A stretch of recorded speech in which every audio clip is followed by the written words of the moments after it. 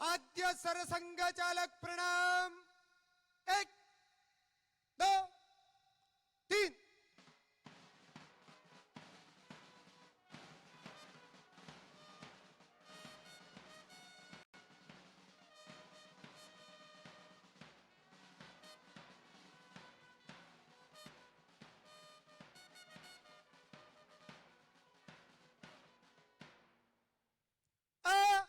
रम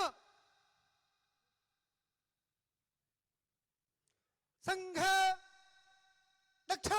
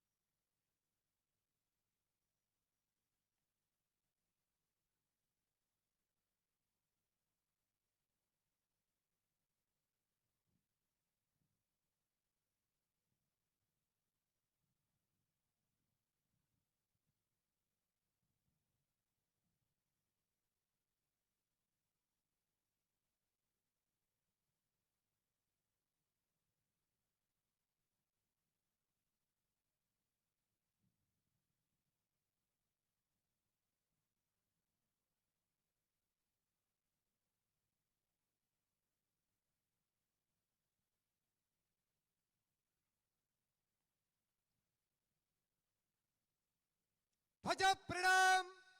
एक दो तीन।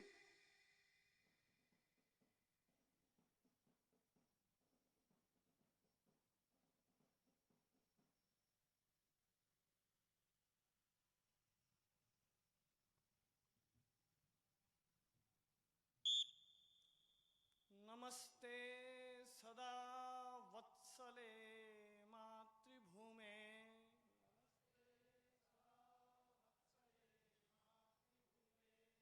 त्वया हिन्दुभूमे सुखं वर्धितोऽहम्।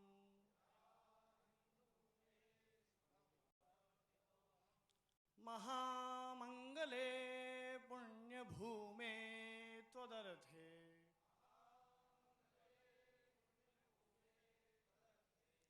पतत्वेष कायो नमस्ते नमस्ते।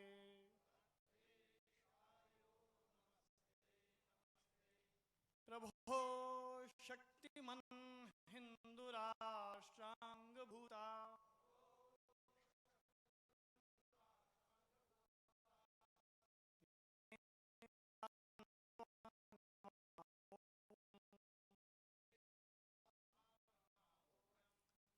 त्वदीयाय कायाय बद्धाकटीयम् शुभामाशिषं देहि तत्पूर्तये।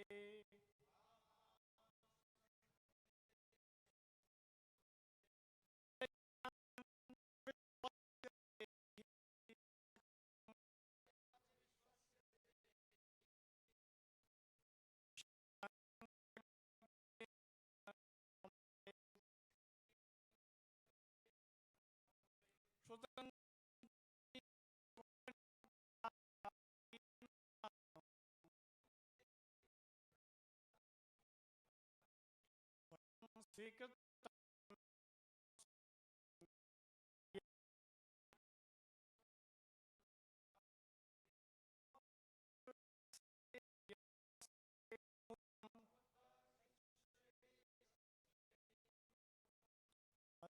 सहनामव्रतम्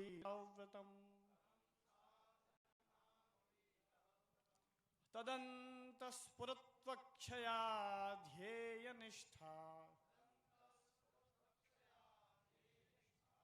हृदन्तः प्रजागर्तु तीव्राणिशम् विजेत्री च न संहता कार्यशक्तिर्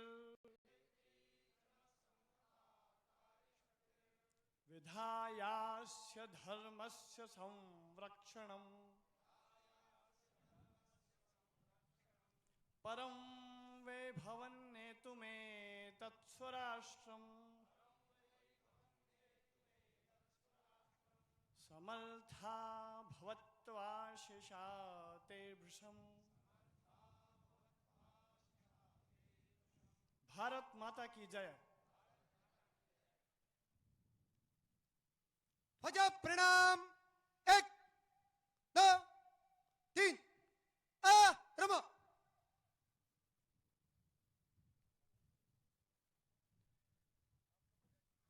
मंचस्थ अतिथिगण और दर्शक महानुभावों से निवेदन है, मातृशक्ति से भी, कि आप अपने स्थान पर विराजने की कृपा करें।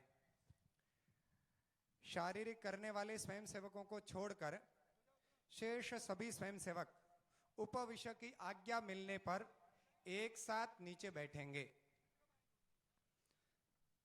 सावधान। हनिकिनी दक्ष उपविश्य। शारीरिक को छोड़कर शेष सभी स्वयंसेवक नीचे बैठ जाइए।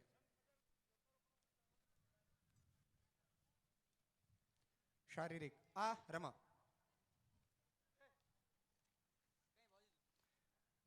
अभी हमारे सामने शारीरिक का प्रदर्शन होने वाला है। संघ की नियमित 1 घंटे की शाखा के प्रशिक्षण से निखरे बाल तरुण स्वयंसेवक अभी आपके सामने उत्कृष्ट शारीरिक प्रदर्शन करेंगे। प्रदर्शन के समय महाकवि भूषण द्वारा रचित ग्रंथ शिवा बावनी, उसमें वर्णित छत्रपति शिवाजी महाराज की स्तुति बजेगी। शारीरिक के स्वयंसेवक सावधान। दक्ष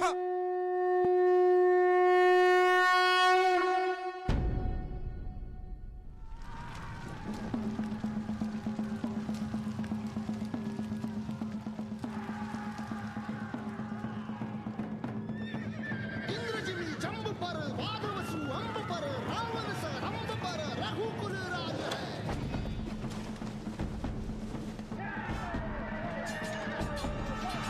पौन बारी बाह पर संबुरती नाह पर जो सहस बाह पर राम निजराज है। राम निजराज है। निजराज है।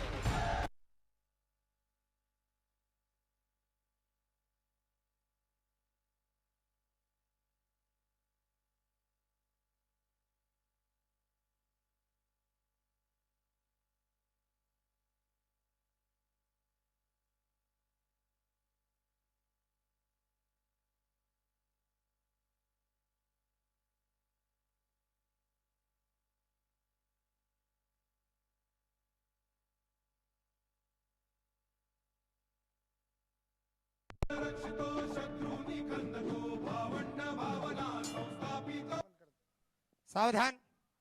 दक्ष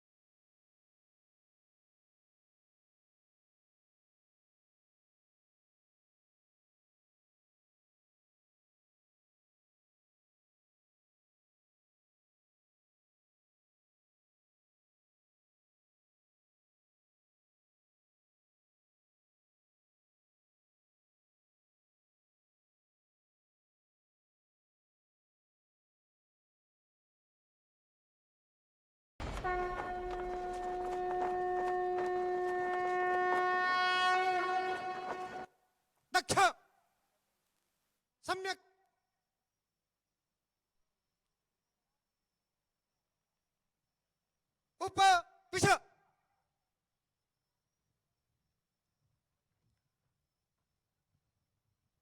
मैं जिला कार्यवाह श्रीमान भगवतदान जी रत्नू से निवेदन करता हूं कि वे मंचस्थ महानुभावों का परिचय, इस आयोजन से संबंधित भूमिका और उसमें कृतज्ञता ज्ञापन जैसे जो विषय हैं उनका प्रतिपादन करें।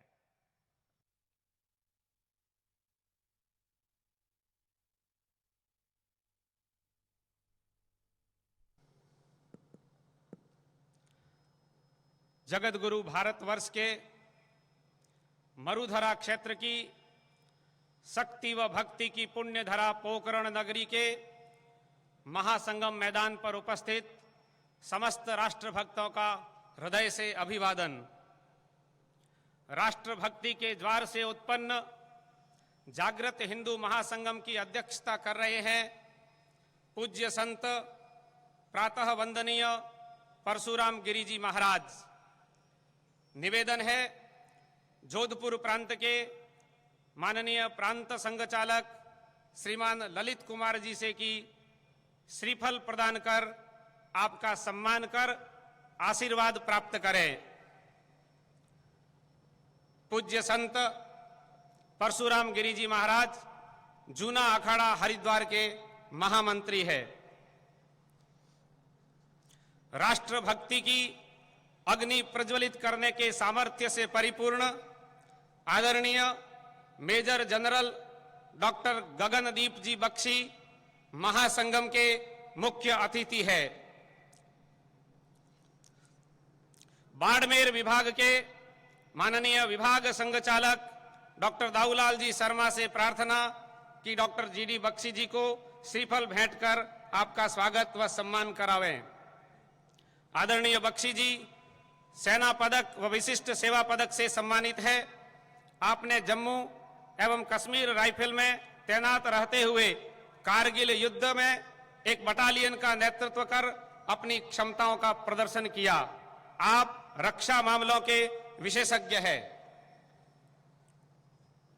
राष्ट्र यज्ञ में अपना संपूर्ण जीवन समर्पित करने के संकल्प से सिद्ध माननीय सुरेश चंद्र जी महासंगम के मुख्य वक्ता है। जैसलमेर जिले के माननीय जिला संघ चालक त्रिलोक चंद जी खत्री से आग्रह कि माननीय सुरेश चंद्र जी को श्रीफल भेंट कर आपका बहुमान करावें। माननीय सुरेश चंद्र जी राष्ट्रीय स्वयंसेवक संघ के अखिल भारतीय प्रचारक प्रमुख है। आपने प्रचारक जीवन के प्रारंभिक वर्षों में जैसलमेर जिले के दुर्गम व विशाल क्षेत्र में संघ कार्य अभिवृद्धि में अथक परिश्रम किया है। जागृत हिंदू महासंगम इस जिले के हिंदू समाज की शुभ इच्छाओं की अभिव्यक्ति, हिंदू शक्ति के जागरण और सशक्तिकरण का एक भागीरथी प्रयत्न, जो छोटी छोटी बैठकों, विराट हिंदू सम्मेलनों एवं 11 स्थानों पर हुए विराट पथ संचलनों के माध्यम से यशस्वी हो रहा है। इस हेतु हजारों कार्यकर्ताओं ने परिश्रम की पराकाष्ठा कर दी और वैसा ही अनुपम प्रतिसाद दिया ईश्वर स्वरूप हिंदू समाज ने। सीमावर्ती जिले में बढ़ते इस्लामिक जिहादी तंत्र, अवसरवादी राजनीति और प्रशासनिक भ्रष्टाचार की दशा में जी रहे जिले में हिंदू जागृति का यह विराट एकत्रीकरण आवश्यक लगा। यह जागृत हिंदू महासंगम अपने जिले के हिंदू समाज के पुरुषार्थ जागरण, सामाजिक समरसता निर्माण, सीमा क्षेत्र की सुरक्षा का अभूतपूर्व पड़ाव सिद्ध होने जा रहा है। आज हिंदू नववर्ष के अवसर पर विराट हिंदू शक्ति का यह अभूतपूर्व दृश्य उपस्थित हुआ है, जिसमें निश्चित रूप से प्रत्येक नगर, गांव, ढाणी का प्रतिनिधित्व हुआ है। आगामी योजना में संघ कार्य गांव-गांव, ढाणी-ढाणी तक पहुंचे और जिले के प्रत्येक स्वाभिमानी व जागृत हिंदू को राष्ट्र धर्म के पुनीत कार्य से जोड़ सकेंगे, यह आशा व्यक्त की जाती है। इस कार्यक्रम को सफल बनाने हेतु आदरणीय मंचस्थ अतिथियों का, हुतात्मा परिवारों के परिजनों का, धर्म शक्ति के संवाहक साधु संतों का, हिंदू समाज के अंगभूत घटक जाति बिरादरियों के विशिष्ट जनों का, समस्त जागृत हिंदू बंधुओं का, महासंगम मैदान उपलब्ध करवाने हेतु पुरोहित परिवार का, बीहड़ को मैदान बनाने में सहयोग करने वाली जीआर कंपनी का, नगर पालिका पोखरण, पुलिस प्रशासन, पत्रकार बंधुओं, चिकित्सा विभाग, विद्युत विभाग, जलदाय विभाग, आप सबका राष्ट्रीय स्वयंसेवक संघ हृदय से धन्यवाद अर्पित करता है। ज्ञात अज्ञात, प्रत्यक्ष परोक्ष रूप से जिन्होंने भी इस आयोजन हेतु कष्ट सहन किए और इसे यशस्वी बनाने में सहयोग दिया, उन सभी का हृदय से धन्यवाद।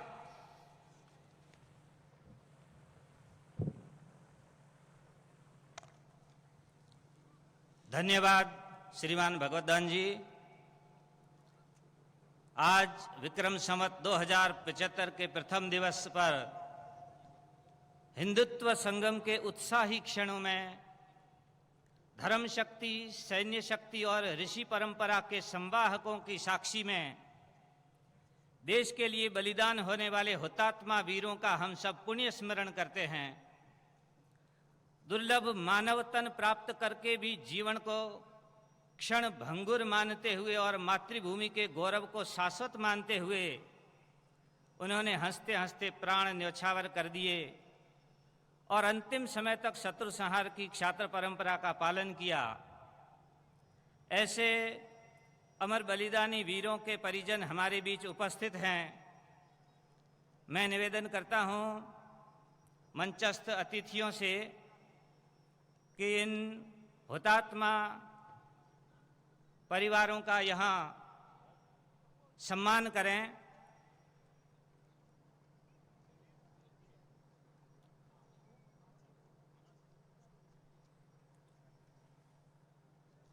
मैं निवेदन करता हूं आदरणीय मेजर जनरल जीडी बख्शी साहब से कि वे उन परिवारजनों को मेडल प्रदान करेंगे।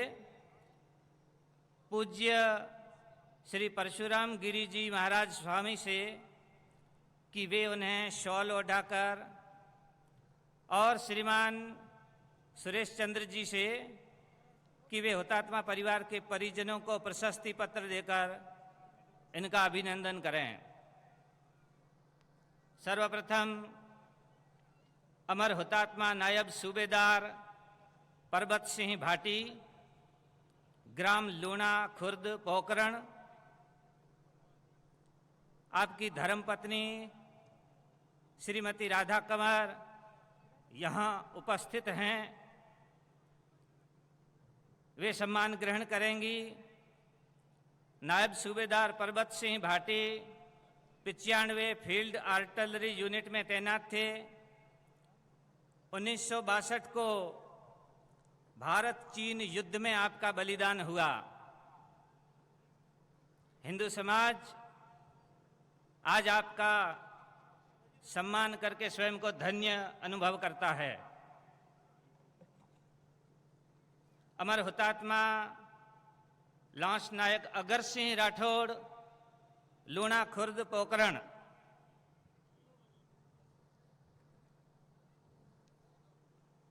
उनके भतीजे श्री देवी सिंह यहाँ संघ गणवेश में उपस्थित हैं।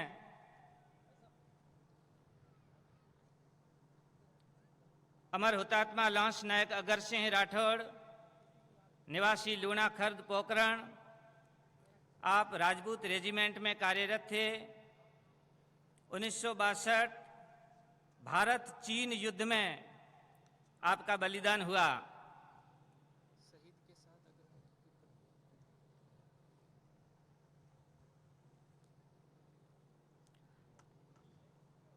आगे है अमर हुतात्मा सिपाही राम सिंह चारण, मेहरेरी डांगरी पोखरण, फतेहगढ़। आपके भाई कालूदान जी यहाँ उपस्थित हैं, वे सम्मान ग्रहण करेंगे। सिपाही राम सिंह चारण 15 कुमाऊं रेजिमेंट में 1965 भारत पाकिस्तान युद्ध में आपका बलिदान हुआ।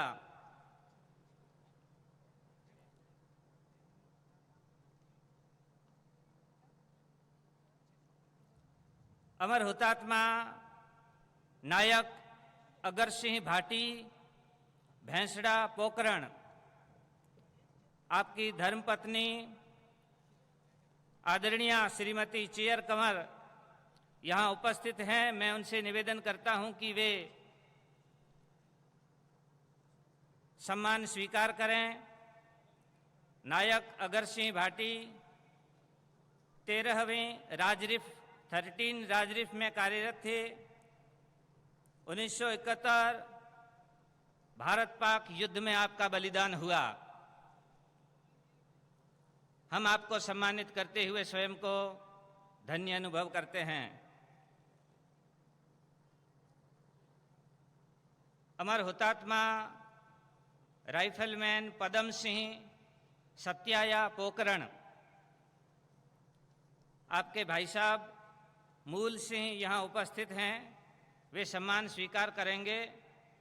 राइफलमैन पदम सिंह सत्याया पोकरण 12 राजरिफ में तैनात थे। 1971 भारत पाक युद्ध में आपका बलिदान हुआ।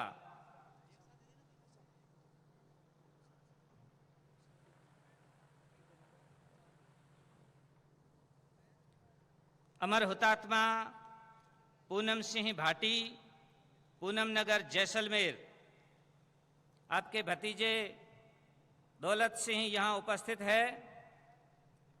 शहीद श्री पूनम सिंह भाटी राजस्थान पुलिस में कार्यरत थे। 1965 के युद्ध में, भारत पाकिस्तान युद्ध में, जैसलमेर जिले की ही भुट्टेवाला चौकी पर अद्भुत पराक्रम दिखाते हुए आपका बलिदान हुआ।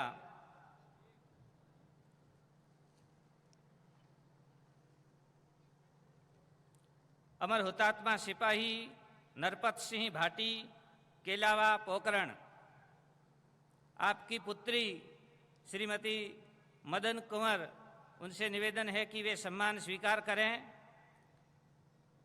श्री नरपत सिंह भाटी 8वीं गार्ड नियुक्त थे। 1971 भारत पाक युद्ध में आप युद्ध करते हुए शहीद हुए।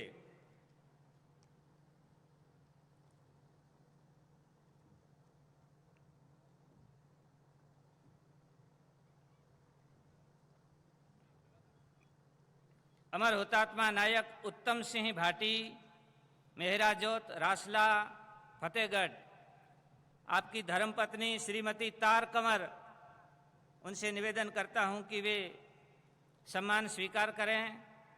नायक उत्तम सिंह भाटी 11वीं राजरिफ में कार्यरत थे। 1989 में ऑपरेशन पवन आतंकवादियों से लोहा लेते हुए आप शहीद हुए।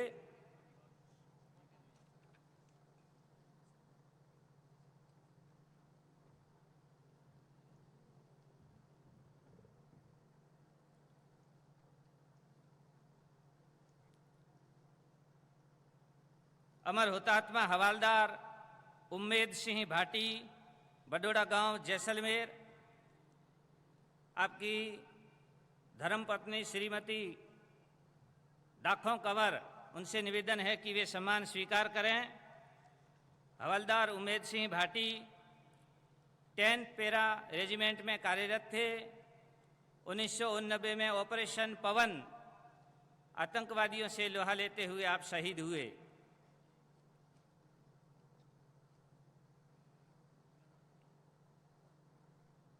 अमर हुतात्मा सिपाही नखत सिंह निवासी श्री मोहनगढ़ जैसलमेर, आपकी धर्मपत्नी श्रीमती सुगा कंवर यहाँ उपस्थित हैं। मैं उनसे निवेदन करता हूँ यहाँ सम्मान स्वीकार करें। सिपाही नखत सिंह 10th पैरा रेजिमेंट में कार्यरत थे। 1989 में ऑपरेशन पवन आतंकवादियों से लोहा लेते हुए आप शहीद हुए।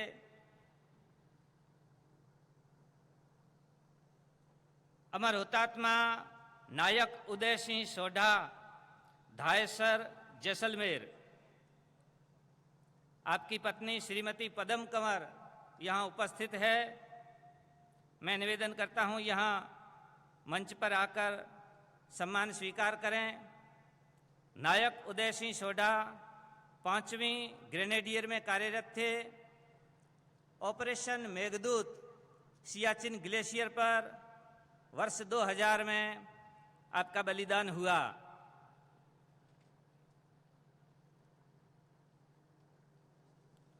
अमर हुतात्मा नायब सूबेदार किशोर सिंह वीरम देवरा पोकरण, आपकी धर्मपत्नी श्रीमती बबरी देवी यहाँ उपस्थित है। उनसे निवेदन है कि कृपया सम्मान स्वीकार करें। नायब सूबेदार Kishore Singh 10th para regiment में कार्यरत थे।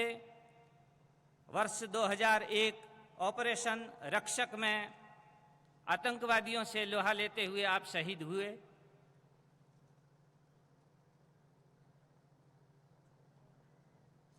अमर हुतात्मा गन्नर सुखराम विश्नोई, धौलिया, लाठी, जैसलमेर। आपकी धर्मपत्नी श्रीमती मोहनी देवी यहाँ उपस्थित हैं। मैं उनसे निवेदन करूंगा कि वे सम्मान स्वीकार करें। Gunner Sukhram Bishnoi 269 field regiment में कार्यरत थे। 2003 में ऑपरेशन रक्षक के दौरान आपकी शहादत हुई। अमर हुतात्मा कांस्टेबल रमनलाल, रामगढ़, जैसलमेर। इनकी धर्मपत्नी श्रीमती पेपो देवी यहाँ उपस्थित हैं। मैं उनसे निवेदन करता हूँ यहाँ मंच पर आकर सम्मान स्वीकार करें। कांस्टेबल रमनलाल सीमा सुरक्षा बल में कार्यरत थे। वर्ष 2004 में जम्मू एंड कश्मीर में ऑपरेशन सर्च एंड डिस्ट्रॉय में आपका बलिदान हुआ। अमर हुतात्मा लांस नायक वीर बहादुर सिंह पारेवर, जैसलमेर। आपके पिताजी श्री शिवदान सिंह जी यहाँ उपस्थित हैं। मैं निवेदन करता हूँ कि वे सम्मान स्वीकार करें। लांस नायक वीर बहादुर सिंह 14वीं राजरिफ में कार्यरत थे। वर्ष 2010 में ऑपरेशन रक्षक में आतंकवादियों से लोहा लेते हुए आप शहीद हो गए। अमर हुतात्मा उप समादेष्टा जय सिंह भाटी, देवड़ा, जैसलमेर। उनके अनुज श्री सवाई सिंह देवड़ा यहाँ उपस्थित हैं। मैं निवेदन करता हूं कि वे मंच पर आकर सम्मान स्वीकार करें। उप समादेष्टा जय सिंह भाटी सीमा सुरक्षा बल में कार्यरत थे। वर्ष 1996 में जम्मू कश्मीर में आतंकवादियों से घिरे हुए नागरिकों की रक्षा करते हुए, उनको छुड़ाते हुए आपका बलिदान हुआ। अमर हुतात्मा नायक नरपत सिंह राठौड़, लोंगासर, राजमथाई। आपके भाई श्री भोम सिंह यहाँ उपस्थित हैं। उनसे निवेदन है कि वे कृपया सम्मान स्वीकार करें। नायक नरपत सिंह राठौड़ 15 कुमाऊं रेजिमेंट में कार्यरत थे। वर्ष 2016 ऑपरेशन क्लीन उल्फा आसाम कार्रवाई के दौरान आप शहीद हुए। और हम सबके लिए गौरव का विषय है कि अमर हुतात्मा परमवीर चक्र मेजर शैतान सिंह भाटी, शैतान सिंह नगर, फलोदी, उनके पुत्र नरपत सिंह जी भी यहाँ उपस्थित हैं। मैं उनसे निवेदन करता हूँ कि वे मंच पर आएं और अपना सम्मान स्वीकार करें। परमवीर चक्र मेजर शैतान सिंह भाटी 13वें कुमाऊं रेजिमेंट में कार्यरत थे। आपके पिता हेम सिंह भाटी सेना में कर्नल थे। 1962 भारत चीन युद्ध में चुशुल सेक्टर में कंपनी का नेतृत्व करते हुए घायल हो गए। मात्र 123 सैनिकों ने 1800 चीनी सैनिकों को मौत के घाट उतार दिया। ऊपर से पीछे हटने का आदेश होने के बावजूद संघर्ष किया। 120 सैनिकों के साथ आप बलिदान हुए। एक ने 10 को मारा जो लौट के घर ना आए, जो संगीनों का सिराहना बनाकर युद्ध क्षेत्र में सदा के लिए सो गए। यशस्वी और पराक्रमी भारत के स्वप्न देखते हुए कवि प्रदीप ने ऐसे ही लोगों के लिए वह गीत लिखा जो आज भी हमें भावुक कर देता है। हम सब आपको सम्मानित करते हुए स्वयं को धन्य महसूस करते हैं। आदरणीय अतिथि गणों से निवेदन है, कृपया वे स्थान ग्रहण करें।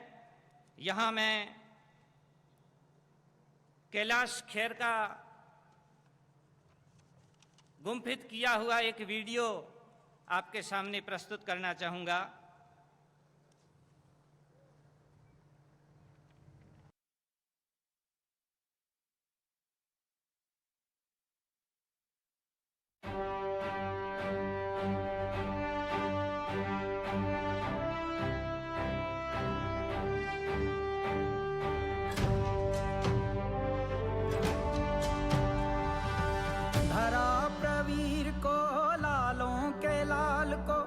सच्चे सपूत को दहके प्रवाल को नमन है तुमको, है भारत के वीर, है भारत के वीर, है भारत के वीर। इतिहास से आज से दुनिया के आगाज से गूंजा है धरती गगन, हिम्मत से उन्माद से जब बात हो देश की, परवाह नहीं शेष की। तुमने संवारा वतन बलिदानों की आंच से।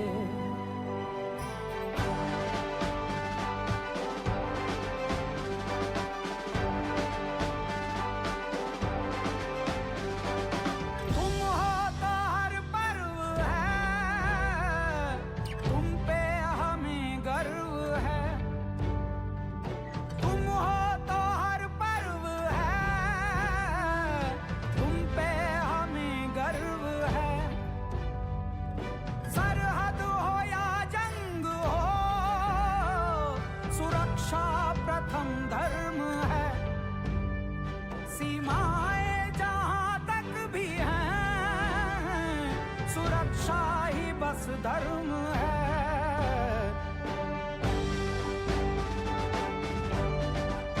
भारत के वीरों सैनिकों, भारत के वीरों सैनिकों, इस धरती के सपूतों सैनिकों। तुमको नमन, तुमको नमन, तुमको नमन, तुमको नमन, तुमको नमन, तुमको नमन, तुमको नमन, तुमको नमन।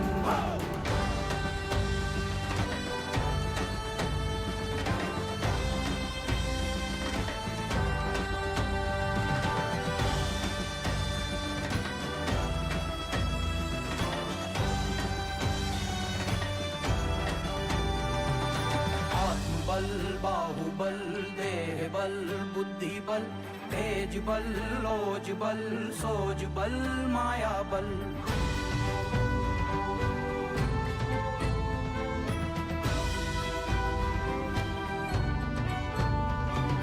भारी हो जब आफतें, भारी हो जब ताकतें,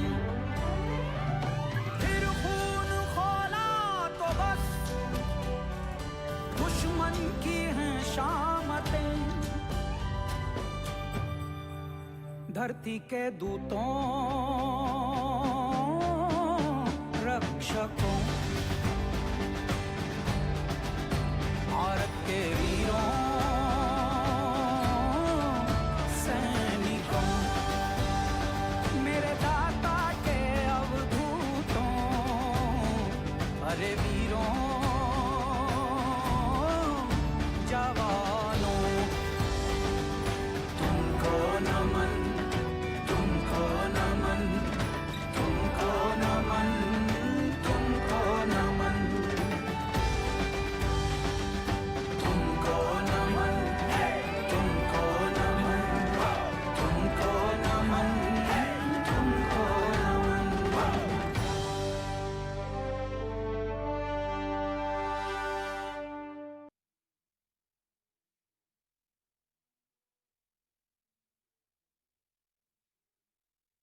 मैं आदरणीय मेजर जनरल डीसी बख्शी साहब से, जीडी बख्शी साहब से निवेदन करता हूं कि वे हम सबको उद्बोधन स्वरूप मार्गदर्शन करें।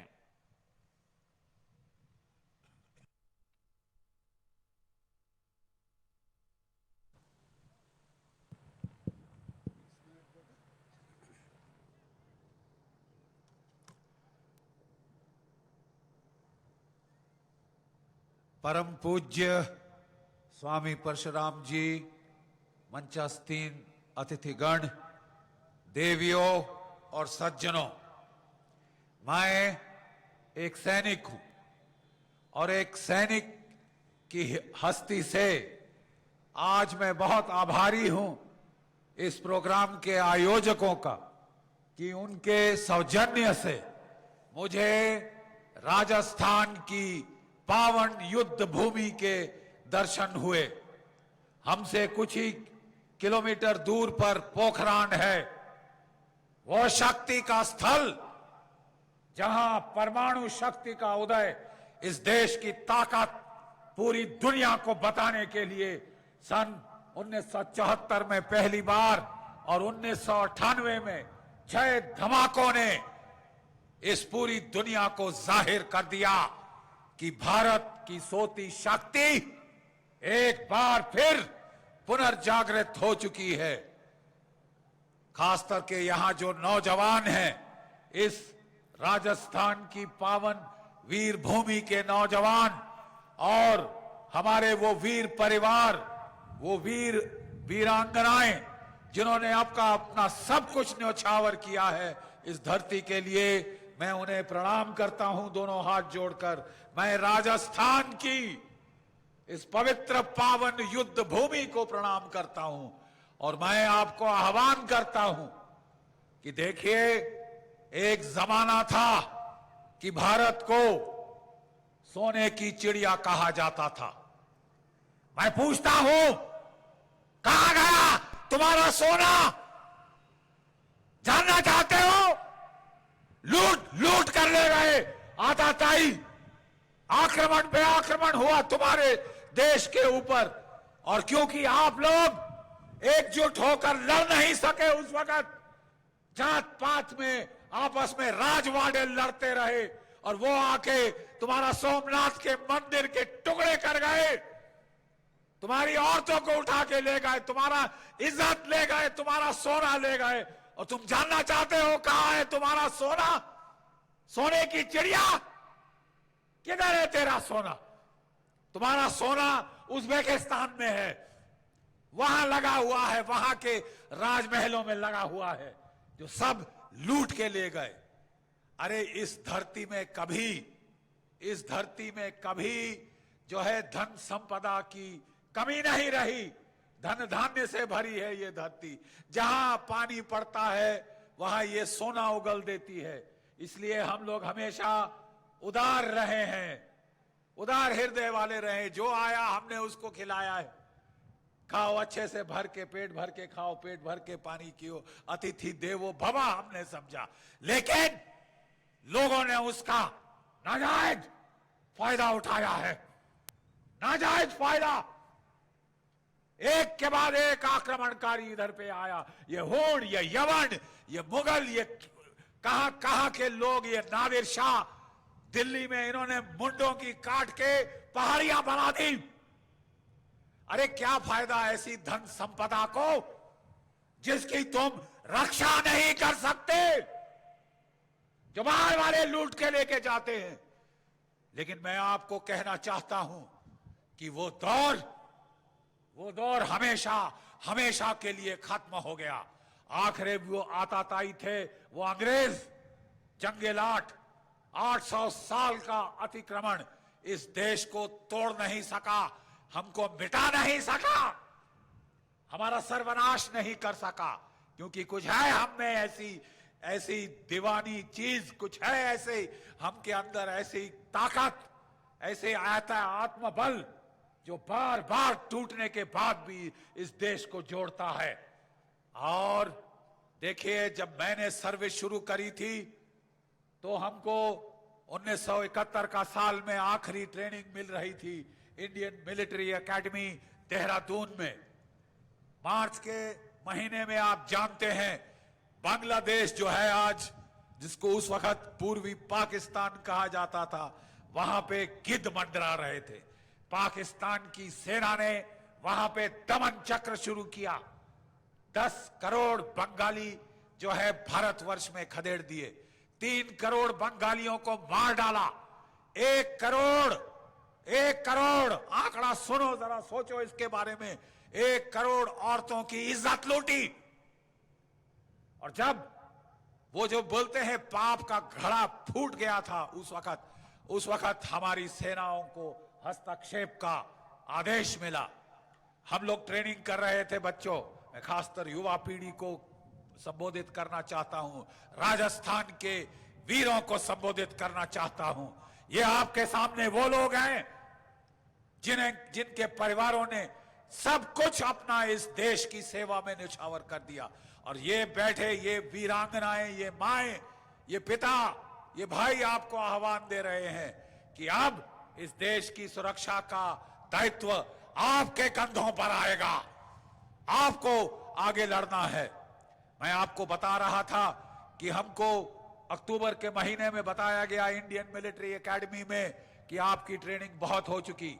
हमको दिसंबर में पास आउट होना था, लेकिन हमको 1 महीना पहले नवंबर के महीने में पास आउट किया गया ताकि हम युद्ध में हिस्सा ले सकें। और मैं आपको बताना चाहता हूं कि हम 10 दिन छुट्टी दी मां बाप को देखने के लिए। मेरे मां बाप, मेरा जो बड़ा भाई था, यहां जो वीर परिवार हैं, आप अकेले नहीं हैं। मेरा बड़ा भाई 1965 के युद्ध में शहीद हुआ था जब वो मात्र 23 वर्ष का था। और अगले साल मैं नेशनल डिफेंस एकेडमी गया था। बहुत रोए धोए थे मां बाप, लेकिन जहां फर्ज है वहां फर्ज है, क्योंकि मेरे भाई की लाश की दुर्गति हुई थी, माइन से चीथड़े चीथड़े शरीर हो गया था। और जब तक ऐसी दुर्गति का बदला नहीं लिया जाता, वहां पितरों से मुक्ति नहीं मिलती, वो अभिशाप रहता है। इसके लिए मैं फौज में आया था अगले साल भाई की मृत्यु के बाद।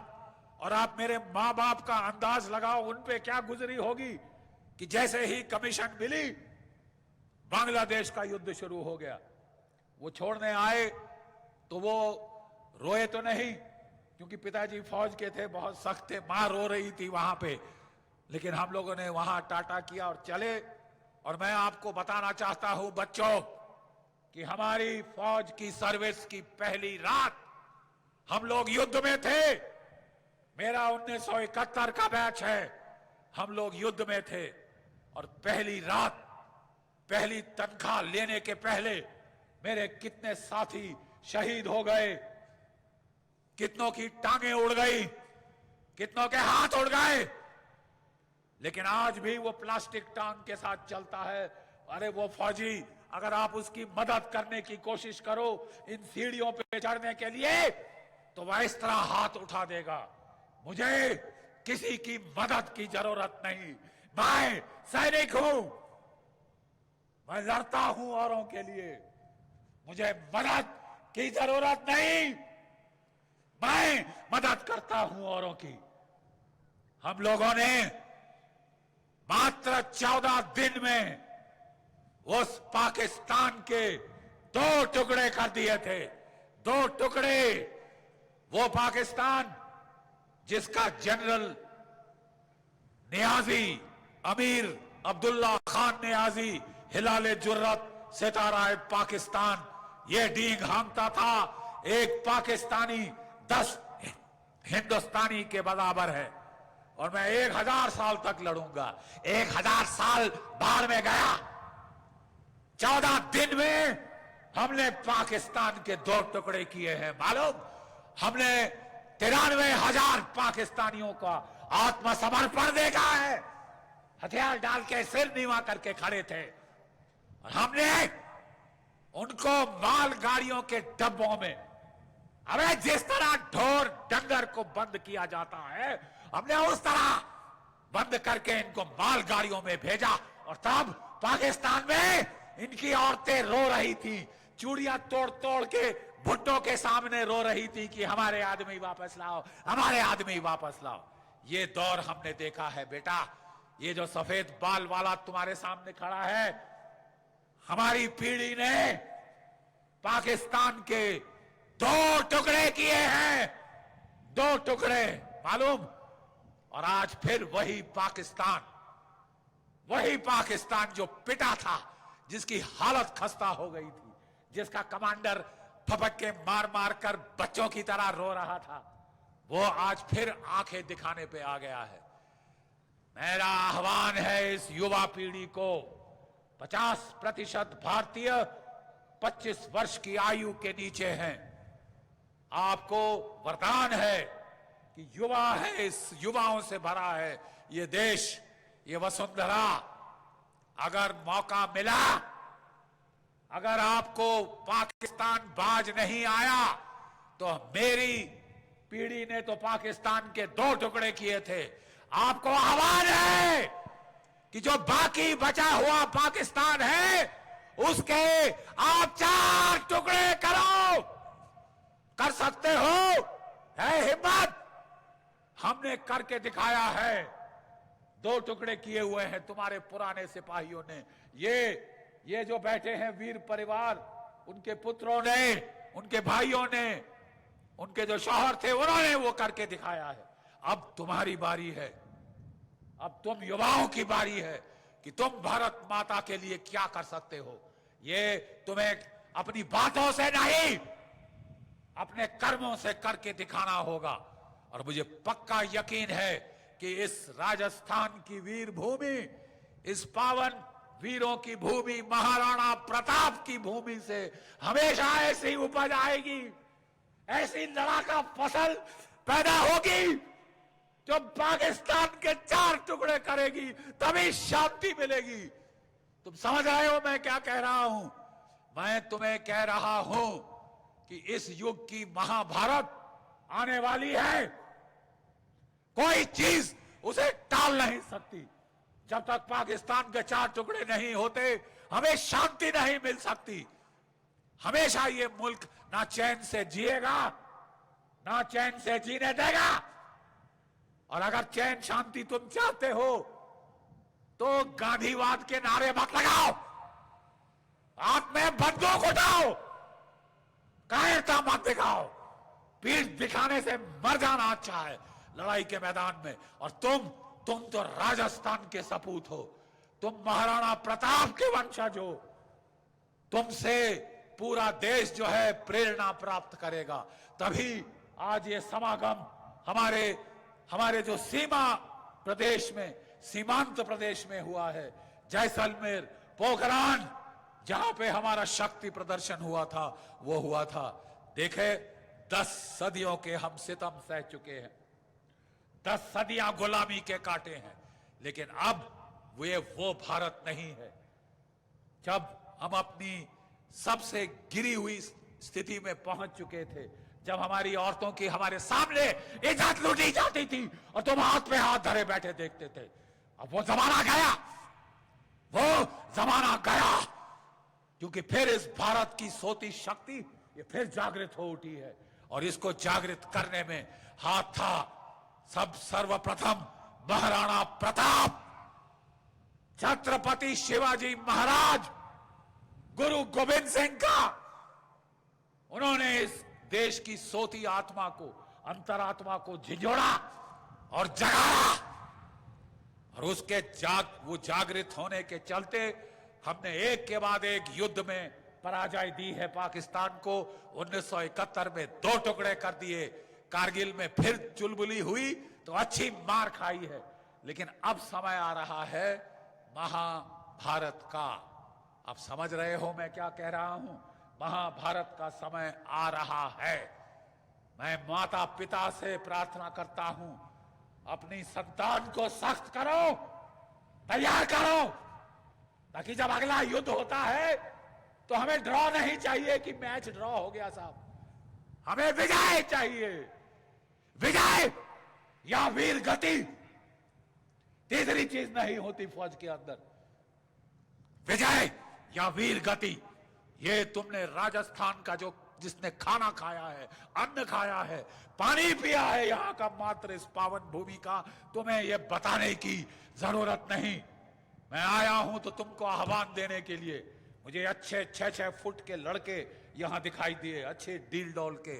आप हमें फौज में चाहिए, हम आपको तैयार कराना चाहते हैं उस महाभारत के लिए जिसे कोई टाल नहीं सकता, क्योंकि जब तक पाकिस्तान है यहां पे चैन शांति नहीं होगी, नहीं हो सकती, कदापि नहीं हो सकती।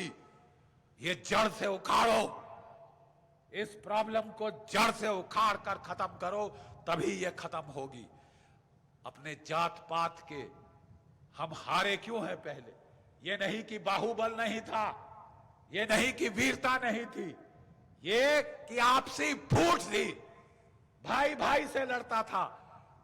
जब पृथ्वीराज चौहान लड़ रहा था तो उसी का वंशज वहां पे जयचंद खड़ा हो गया। यही तो हमारा रोना है, हम में जयचंद का जीन है।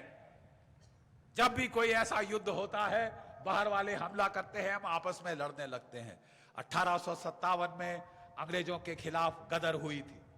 उस वक्त अंग्रेजों ने कहा कि हम भारत को ऐसा तोड़ेंगे, ऐसा तोड़ेंगे कि कोई चीज इसे इकट्ठा फिर नहीं कर पाएगी। और उस वक्त उन्होंने जातिवाद का सर खड़ा किया। हर कलेक्टरेट में बोला जाके अपना गोत्र, अपनी जात, अपना वर्ण सब लिखोगे। हर गोत्र, जिस तरह आप आधार कार्ड भर रहे हो आज, वैसे उस वक्त भराना शुरू किया उन्होंने। जाति और वर्ग और ये जात पात का ब्यौरा लेना शुरू किया। सन 1872 में सर जॉन रिस्ले उस अंग्रेज ने पहला कास्ट बेस्ड सेंसस किया भारत में। और उसने पता क्या कहा? जब तक कास्ट है भारतवर्ष नहीं हो सकता। आप सुन रहे हो मैं क्या कह रहा हूं? जब तक कास्ट है, जाति है, जाति पाति का भेद है, कभी तुम इकट्ठे नहीं हो पाओगे। मुट्ठी भर बाहर वाले आएंगे और तुम्हें हरा कर चले जाएंगे, तुम्हारे मंदिर तोड़ के चले जाएंगे, तुम्हारी औरतों की चूड़ियां शूड़ियां सब ले जाएंगे, गहने जेवरात। तुमको जरूरत है तो संगठन शक्ति की, एकता की। तुम्हारा एकीकरण हो जाए, दुनिया की कोई ताकत भारतवर्ष के सामने टिक नहीं सकती। चाहे चीन, चाहे पाकिस्तान, चाहे ये दोनों देश क्यों ना मिलके आ जाएं। अरे हमारी आबादी ही 1.3 अरब है, जिसमें से 60% तो युवा है। मेरे जैसे बूढ़े नहीं, युवा हैं। तुम इकट्ठे होकर लड़ो, तुम दुनिया में महाशक्ति के रूप में उभर कर आओगे। और हमें जरूरत है आपकी, यहां बैठे नौजवानों की। मैं मां बाप से बोलता हूं, हमें दो अपने बेटे। और आजकल तो बेटियां भी लड़ रही हैं, बेटियां भी सेना में महारानी लक्ष्मी बाई की तरह तलवार उठाकर आ रही। ठीक है, ये युग बदल गया है, ये करवट बदल चुकी है। और फिर कभी दास्ता यहां हम नहीं सहेंगे। हम जो हमारी तरफ आंख उठाएगा बेवजह हम नहीं लड़ते, लेकिन जो हमारी तरफ आंख उठाएगा वो जिंदा नहीं रहेगा। ये बिजली अंदर होनी चाहिए, ये कड़कड़ाहट अंदर होनी चाहिए, ये लड़ाकापन अंदर होना चाहिए। मैं बेवजह नहीं लड़ता, मैं औरतों पे हाथ नहीं उठाता, मैं बच्चों पे बूढ़ों पे हाथ नहीं उठाता, लेकिन अगर तेरे में ज्यादा सूरमापना आ रहा है तो तेरा हम हिसाब चुका देंगे। पिछले 30 वर्षों से देवियों और सज्जनों, पिछले 30 वर्षों से पाकिस्तान जब मैदान जंग में इस देश से लड़ नहीं सका, हमारी फौजों के सामने टिक नहीं सका, तो सलवार कमीज में आके आतंकवाद का सहारा लेके उसने हमारे 80,000 भारतीय नागरिक शहीद किए हैं 30 वर्षों में। वॉर ऑफ 1000 कट्स कि इतने बड़े हाथी को मैं 1000 बार छुरियों का मार मारूंगा तो बड़ा हाथी भी खून के हिसाब से गिर के मर जाएगा। 80,000 हमारे नागरिक शहीद हुए हैं। 21,000 शहीद हुए थे पंजाब में 10 साल, वहां हमने काबू पाया, जम्मू कश्मीर में तमाशा शुरू हो गया। 45,000 वहां शहीद हो चुके हैं, वहां भी तकरीबन हमने काबू पा लिया है।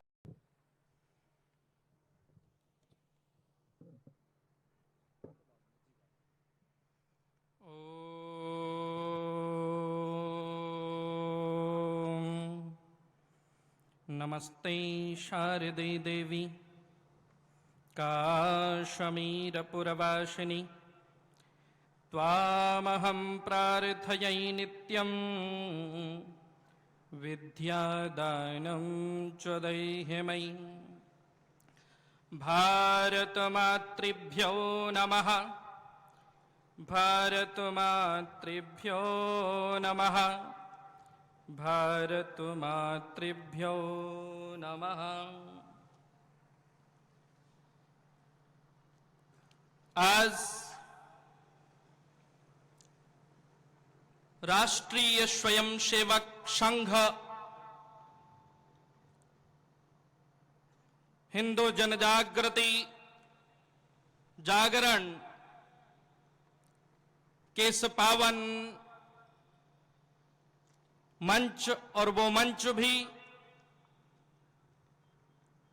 मरुधरा मारवाड़ अपने औज व तेज में परिपक्व रहने वाली रामदेव जी महाराज जैसे लौक देवता को जन्म देने वाली, परमाणु परीक्षण को सफल बनाने वाली यह दिव्य पुण्यधरा, पोकरण की इस दिव्य धरा पर मंचस्थ मुख्य अतिथि जिन्होंने मेरे से पूर्व अपने ओजस्वी औज व तेज की परिपक्वता दिखाते हुए, और क्यों ना हो वो परिपक्वता, जिनके आन बान और शान में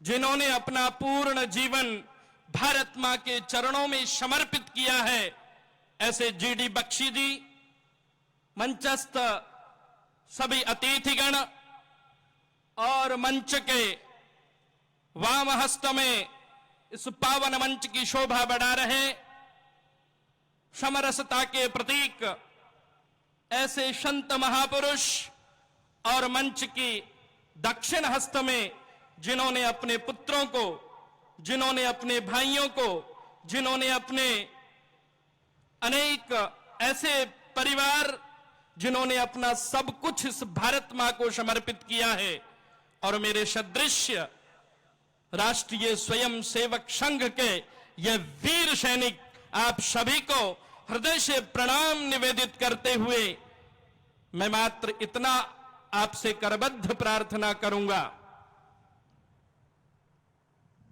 वर्तमान परिप्रेक्ष्य में जो आवश्यकता है,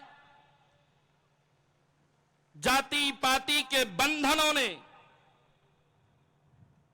हम लोगों को जितना तोड़ा है,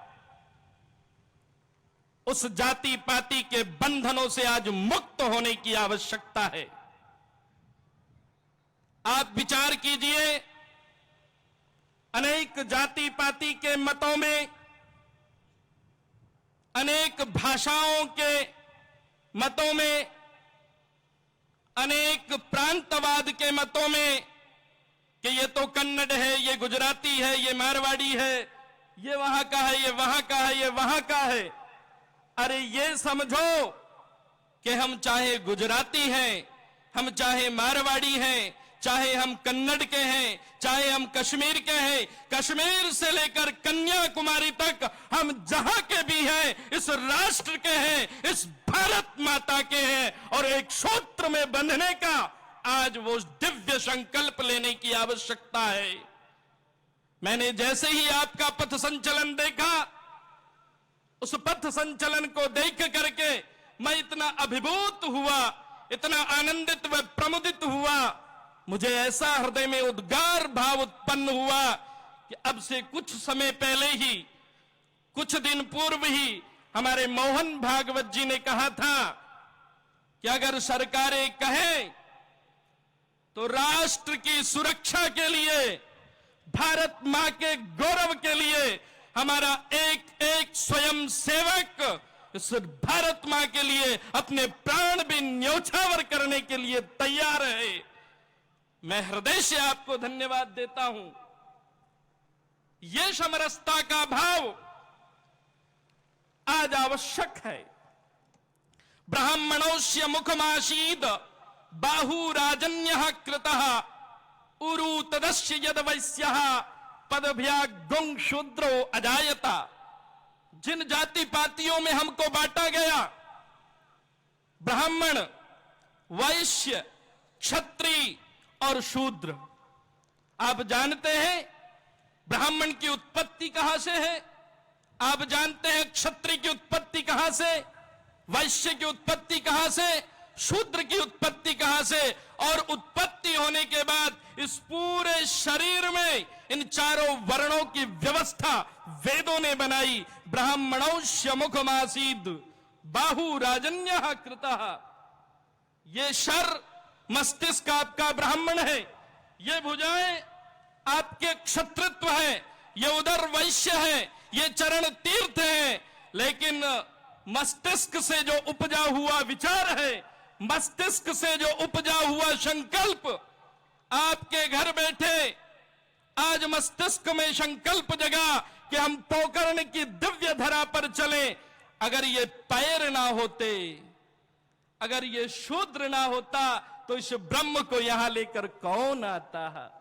इस ब्रह्म को यहां लेकर कौन आता? इसलिए मेरी आपसे करबद्ध प्रार्थना है कि हम सब एक दूसरे के पूरक हैं। उसी पूरक की श्रृंखला में आप यहां देख रहे हैं ऐसे अनेक महापुरुष बैठे हैं। पूज्य प्रतापपुरी जी महाराज यहां विद्यमान हैं, जिन्होंने समरसता का बिगुल पूरे मारवाड़ में बजाया है। ऐसे और भी अनेक महापुरुष हैं। मैं हृदय से आप सभी को धन्यवाद देता हूं। और हमारे स्वयं सेवक बंधु जो यहां बैठे हैं, हम सबका दायित्व बनता है, पहले राष्ट्र धर्मो सर्वोपरि। राष्ट्र है तो हम हैं, राष्ट्र नहीं तो हम भी नहीं। सर्वोपरि अगर धर्म है तो राष्ट्र है। और इस राष्ट्र में जब संत के अंदर ये वेदना होगी, इस राष्ट्र में फौजियों के अंदर, इस राष्ट्र में जन जागृति जगाने वालों के अंदर, और इस राष्ट्र में जब ये पूर्ण रूप से अनुशक्तता आएगी, अनुज्ञप्तता आएगी कि हमें राष्ट्र धर्म को सर्वोपरि मानना है, तो आप समझ लेना फिर इस राष्ट्र को कभी कोई नहीं झुका सकता। और कैसे झुकाएगा, कैसे झुकाएगा? आप देखिए, अनेक बार प्रहार हुए, अनेक बार हमारे बख्शी साहब बोल रहे थे, कितनी बार उन्होंने युद्ध लड़े और उनको परास्त भी किया। और क्यों ना करें, क्योंकि न नूतना न पुरातना इति सनातना। ये हिंदू जो धर्म है सनातन धर्म पर टिका है। और सनातन धर्म ने, हमारे हिंदू धर्म ने कभी किसी का अहित नहीं चाहा। सर्वे भवन्तु सुखिनः, सर्वे सन्तु निरामया, सर्वे भद्राणि पश्यन्तु, मां कश्चित् दुख भाग भवेत्। सभी का मंगल चाहा है, लेकिन मंगल चाहते चाहते अगर कोई अनायास, अनावश्यक अनीति करे, कुरीति करे, कुविचार करे, कुलक्षणता करे, कुयोग्यता दिखाए, कुपात्रता दिखाए, तो हमारे वीर पुरुषों में, हमारे इन महापुरुषों में और हमारी ये सामने जो बैठी हुई स्वयं सेवकों की दिव्य श्रृंखला है, इनके अंदर वो पौरुषता है कि वो उनको पूरे का पूरा जवाब दे सकते हैं। इसलिए मैं आह्वान करता हूं कि हम समरसता का बिगुल बजाएं, क्षमता का बिगुल बजाएं, एक दूसरे के पूरक बन के चलें। एक दूसरे के पूरक बन के नहीं चलेंगे तो हमको कोई भी परास्त कर देगा, और हम एक दूसरे के पूरक बन के चलेंगे, संगच्छत्वम संबद्धत्वम की भावना लेकर के चलेंगे तो हमें किसी प्रकार का कोई भय नहीं होगा। इन्हीं मंगल कामनाओं के साथ राष्ट्रीय स्वयं सेवक संघ, कैसा दिव्य नाम है। राष्ट्रीय मतलब भारत माता, स्वयं मतलब निज पर शासन फिर अनुशासन, स्वयं उद्धृत रहना। सेवक, सबसे कठिन अगर कोई कार्य है तो वो सेवक का, और वो सेवक का कार्य स्वीकार किया। और संघ मतलब एक सूत्र में बंध के रहना। ऐसी शुद्ध भावना को मैं श्री पंचदश नाम जूना अखाड़े की तरफ से, कनाना मठ की तरफ से, समूचे संत समाज की तरफ से हृदय से प्रणाम निवेदित करता हूं। आप सभी के जीवन में मंगल हो, ऐसी शुभकामना प्रेषित करते हुए भारत माता के चरणों में कोटिश नमन करते हुए, भारत मां का गौरव फिर पुनः ऐसे ही गौरवान्वित होता रहे। ये राष्ट्रोदय, ये राष्ट्र चिंतन, ये राष्ट्र मनन, ये राष्ट्र स्मरण हम लोगों की पूजा पद्धति बन जाए, ऐसी भावना उन्मुक्त करते हुए अपनी वाणी को विराम दूंगा। भारत माता की, भारत माता की, भारत माता की। धन्यवाद महाराज जी। ये जितने स्वयंसेवक खड़े हैं, जहां खड़े हैं वहीं बैठ जाइए नीचे। हम सभी स्वयंसेवक हैं, गणवेशधारी हैं। किसी भी स्वयंसेवक को ध्वजावतरण से पहले यहां से उठ करके रवाना नहीं होना है। खंड प्रमुख ध्यान दीजिए, जो भी स्वयंसेवक खंड में से खड़ा होता है, जहां खड़ा होता है वहीं नीचे बैठ जाए। अभी केवल रक्षा व्यवस्था वाले भी विशेष ध्यान दीजिए।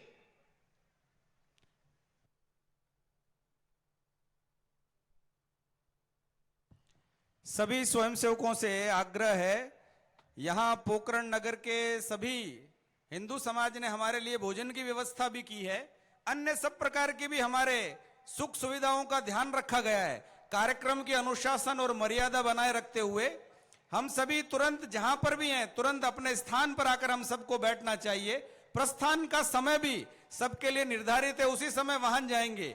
इतना जल्दी उठकर जाने का भी लाभ नहीं है।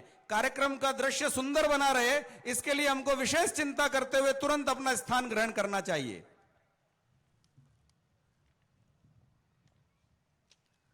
अत्यंत आभार व्यक्त करते हैं पूज्य स्वामी जी का, जिन्होंने राष्ट्रीय स्वयंसेवक संघ की शाश्वत और सांस्कृतिक व्याख्या समझाई, धर्म क्षेत्र कुरुक्षेत्र का संदेश दिया।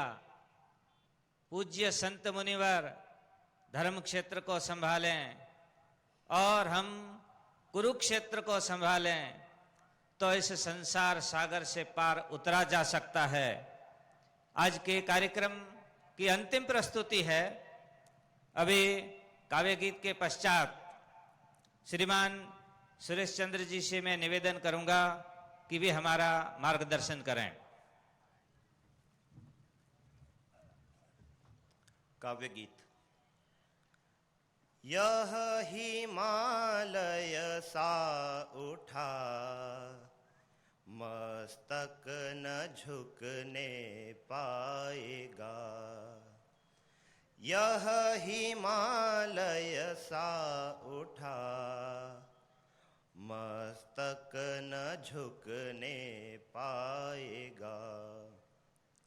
रोक दूंगा मैं प्रभंजन, जो प्रलय के गीत गाता।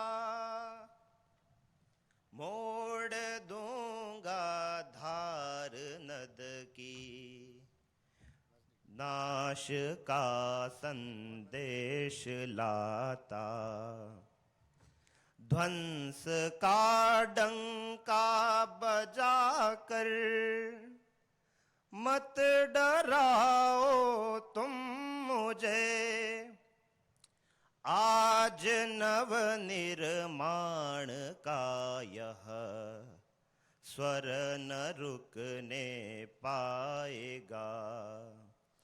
यह हिमालय सा उठा, मस्तक न झुकने पाएगा।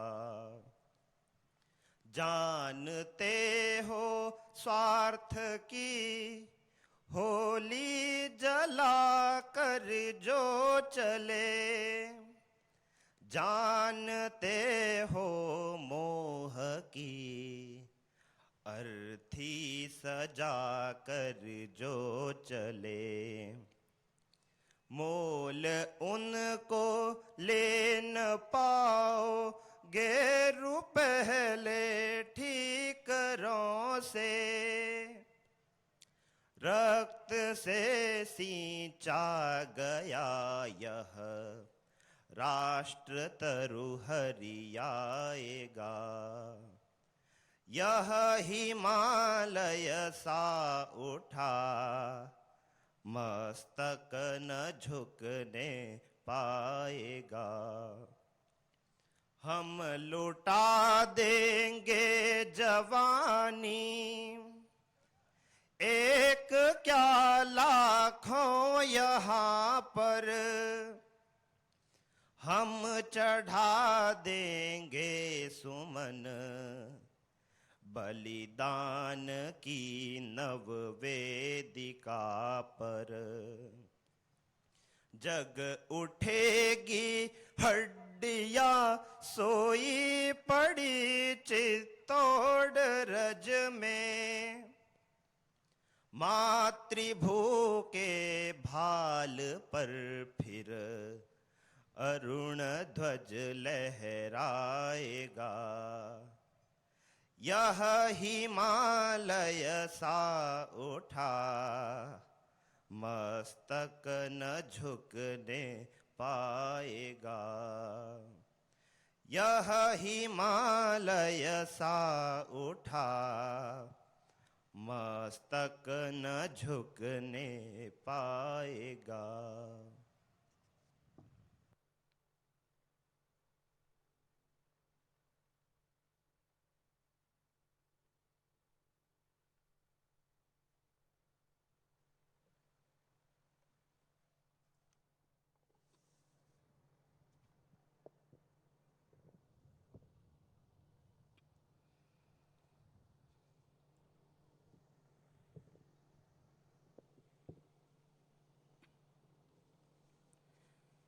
परम पवित्र भगवा ध्वज पूज्य महंत श्री परशुराम जी महाराज हम सभी के सौभाग्य से यहाँ उपस्थित हुए मेजर जनरल जी.डी. बख्शी जी, यहाँ विराजमान सभी पूज्य संतगण, शहीद परिवारों के आए हमारे परिवारजन, इस क्षेत्र के सभी नागरिक महानुभावगण, इस क्षेत्र में वीरों को जन्म देने वाली पूज्य मातृशक्ति, मीडिया से संबंधित सभी बंधुगण, इस मंच पर विराजमान प्रांत विभाग और जिला के माननीय संघ चालकगण, यहाँ उपस्थित सभी स्वयंसेवक बंधुओं, और आज सौभाग्य से इस क्षेत्र में बड़ी मात्रा में प्रथम बार गणवेश पहनने वाले स्वयंसेवक भी उपस्थित हैं। हम सबको जानकारी चाहिए कि बड़ी मात्रा में इस कार्यक्रम में नए स्वयंसेवक बने हैं। जिन लोगों ने संघ का गणवेश पहन लिया है, इस वेश की ताकत आपके अंदर आ गई है, और इसलिए वेश इसके अनुसार ही हमारा जीवन रहे। मुझे लगता है कि नए स्वयंसेवक कुछ उठ रहे होंगे बीच में, लेकिन आप गणवेशधारी स्वयंसेवक हो गए हैं, इसलिए सभी से आग्रह है, अब आप स्वयंसेवक हैं और आपको संघ का कार्य आगे बढ़ाना है, इसलिए शांतिपूर्वक अपने स्थान पर बैठें। अपने ये जो क्षेत्र है इस क्षेत्र की पूज्य सामर्थ्य के विचार के बाद ही मैं मेरे विचार आगे रखने का प्रयास करूंगा। इस क्षेत्र में युगों युगों से इस धर्म की सब प्रकार से रक्षा करने वाले एक पूज्य महापुरुष, मेरा सबसे आग्रह है कि उनका जयकारा लगाएंगे। रामदेव जी महाराज की। जैसे इस कोने में बाबा रामदेव बैठे हैं, वैसे गुहड़ा नाम का एक स्थान है, वहां एक सदाराम जी महाराज हुए हैं। मैं सोचता हूं उनका भी एक जयकारा लगा दें। पूज्य सदाराम जी महाराज की। जिस पोखरण की भूमि पर यह कार्यक्रम हो रहा है, वहां पर विराजमान धर्म धनियाणी अपनी पूज्य आशापुरा माता भी है। एक जयकारा मां के नाम का भी लगाएंगे। पूज्य आशापुरा माता जी की। आदरणीय बंधु, इस संपूर्ण क्षेत्र में युगों युगों से हिंदू समाज को बल प्रदान करने वाली अनेक शक्तियां विराजमान है। इस क्षेत्र की पूज्य 7 बहिनें बड़े सम्मान के साथ हमारे इस समाज की सब प्रकार से रक्षा करती आई है।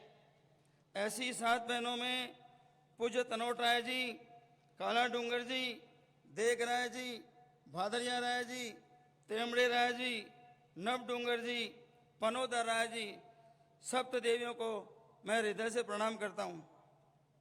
इस क्षेत्र में धर्म जागरण के अनोखा केंद्र पूज्य घंटाली माता, पोखरण में विराजमान ये शिव शक्ति 108 मंदिर शिव के यहाँ पर थे।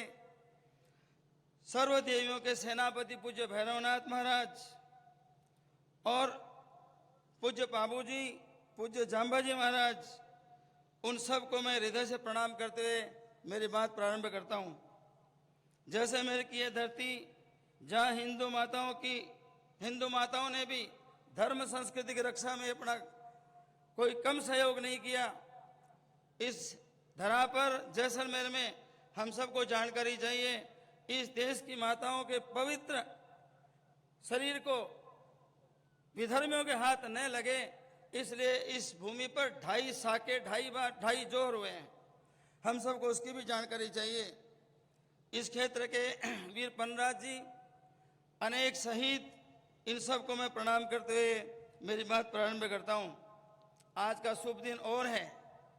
इस सृष्टि का जन्मदिन है, पृथ्वी का भी जन्मदिन है, झूलेलाल जी का भी जन्मदिन है। दयानंद सरस्वती ने आर्य समाज की स्थापना की, वो श्रेष्ठ दिन भी आज है। और जिस राष्ट्रीय स्वयंसेवक संघ की हम चर्चा कर रहे हैं, राष्ट्रीय स्वयंसेवक संघ के जन्मदाता डॉक्टर हेडगेवार जी का भी जन्मदिन आज है।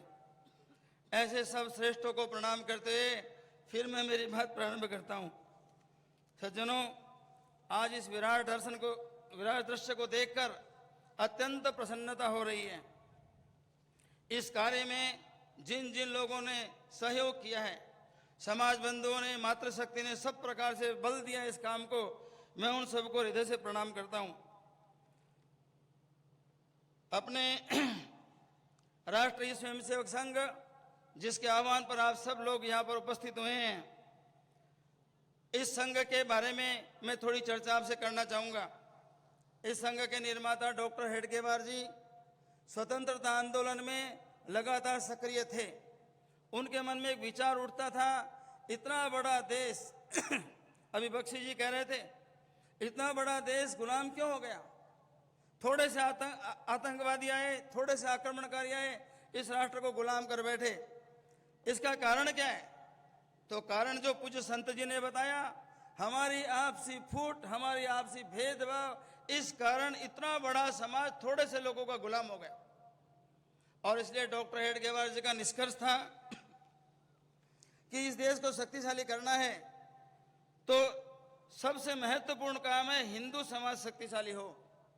हिंदू समाज शक्तिशाली होता है तो भारत शक्तिशाली होता है, और हिंदू समाज कमजोर होता है तो भारत कमजोर होता है। इस देश के अंदर हिंदू शक्ति बलवान है तो भारत अखंड रहा, कोई तोड़ नहीं सका इसको। इस देश का हिंदू समाज एक रहा, ये विश्व गुरु के नाम से कहलाया। और ये समाज एकजुट रहा, हिंदू समाज, तो दुनिया में भारत सोने की चिड़िया कहलाया। ऐसा शक्तिशाली राष्ट्र हिंदू समाज के बल के कारण, हिंदू समाज का बल घटता है तो देश के टुकड़े होते हैं, हिंदू समाज का बल घटता है तो यहाँ के विश्वविद्यालय तोड़े जाते हैं, हिंदू समाज कमजोर होता है तो यहाँ का धन वैभव लूट कर दुनिया के लोग, थोड़े से लोग आकर ले जाते हैं।